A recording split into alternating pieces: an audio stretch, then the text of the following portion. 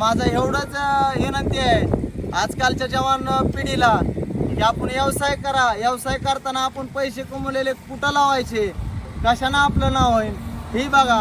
आपली आजकालची पिढी कशी आहे, जरा पैसे आले की आपण जातो गोव्याला जातो, बंबईला जातो, कुठं फिरायला म्हणताव, कुठं बारवर जाताव, कुठं मुली दिसल्या तिथं ही करतो आपण. ती काय सध्या करणार का भावानू. आपण लग्नाचं बघा, आजकाल म्हणतात की पुरी भेटत नाही, काहीतरी व्यवसाय करून द्यावा. काहीतरी व्यवसाय केल्यावर आपल्याला मुलगी लगेच भेटती. आपण ठिल्लर वल्लर वागल्यानं होत नाही. आपण भांडे करता जाऊन आपलं नाव बदनाम होतं. ती काय सध्या करणार का. आपल्या घरी 25 एकर शेती असली, बापानं कमवलेली असते, आपल्या बुजुर्ग इतक्या झटलेले असतात त्याला, तेव्हा त्यांनी काहीतरी उभा केलेला असतं. पण आजची जवान पिढी काय करते, आपल्यापाशी शेती आहे बाबा, अर्धा एकरचं तुकडे विकून त्याच्यावर आयश करू. तसं काय करणार का मित्रांनो. आपण व्यवसाय करा, व्यवसाय करून बघा.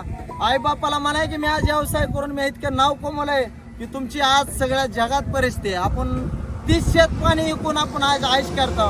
कोण थिएटरला जातोय, कोण डान्स बारला जातंय, कोण भारी भारी 5 स्टार हॉटेलला जाऊन तिथं आयुष मध्ये. एखादा गरीब कामगार करत असेल तर त्याला म्हणते आण रे ही आण रे ती. तसं करणार का मित्रांनो.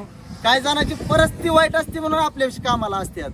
आज आपली परिस्थिती चांगली असल्यामुळे त्या माणसाला आपण बोलतो. तसं काय करणार का. आज एक उदाहरण आहे, मला मी आजच